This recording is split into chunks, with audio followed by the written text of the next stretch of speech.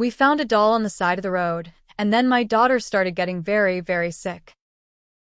The sickness started when we got the doll. Ellie had always been the picture of health. Energetic, bright, a total chatterbox. That's probably why I noticed the symptoms so early. And it started when we picked up the doll. The next day was garbage day, so a few houses had some trash piled at the curb. An old chair, a used mattress. But one place was getting rid of a few kid items, a little car you sit in and push like a stroller, and a doll. The doll was plastic and about 2 feet tall, and looked similar to one of those vintage Shirley Temple dolls. She had curly blonde hair that took on a sort of grayish, musty color due to age.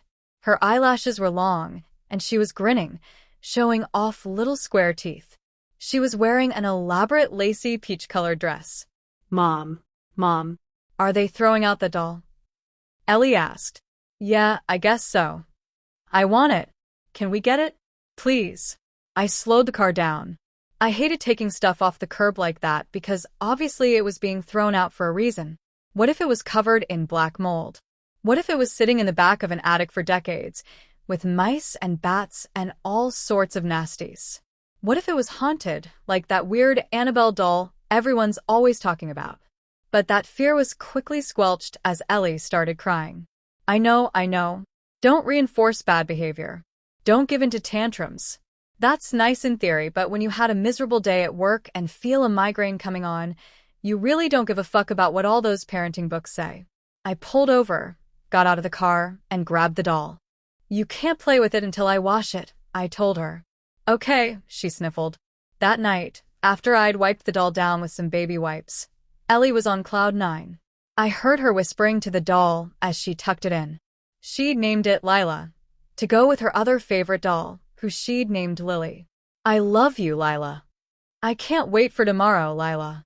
Good night, Lila. Sweet dreams. When I checked on Ellie after she'd fallen asleep, I found Lila tucked into the little doll bed she used to put Lily in. The little floral bedspread was tucked neatly under her. Her eyes had been shuttered closed. I paused. I didn't think the doll's eyelids. I shook my head, smiled at Ellie's angelic little face, lost in dreamland. Then I closed the door and walked back down the hallway. Ellie took that doll everywhere. I thought about all the germs and filth that probably lived in the folds of her lacy little frock. I wish I could throw her in the washing machine. But I could already picture it. Lila's little face all melted, eyes drooping and jiggly like balls of jello. And Ellie screaming. And screaming. And screaming. I couldn't figure out why she liked Lila so much. Even Lily, who we'd had for a few years at this point, looked new out of the box compared to this ragged thing. Her hair was tangled in a snarl, her dress was stained and musty-smelling, and her eyes were a creepy reddish hue. This is apparently a real thing that happens with old dolls, some sort of chemical reaction that turns their eyes red. It's super creepy, but a thing. But she loved it. She even started bringing Lila into bed with her instead of Lily. That made my stomach turn, thinking of her breathing in all the germs and mold all night. I tried to search for the same model of doll online. I even took a photo and uploaded it to AI. All I got were old, red-eyed Shirley Temple dolls.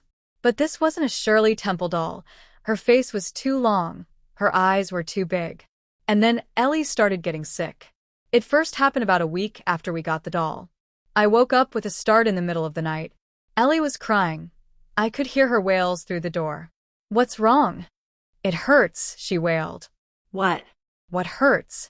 What happened? My tummy, she said. Oh, sweetheart.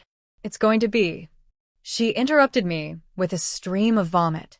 Oh, geez. I felt her forehead warm. It was that time of year. Sigh. I spent half the night up with her.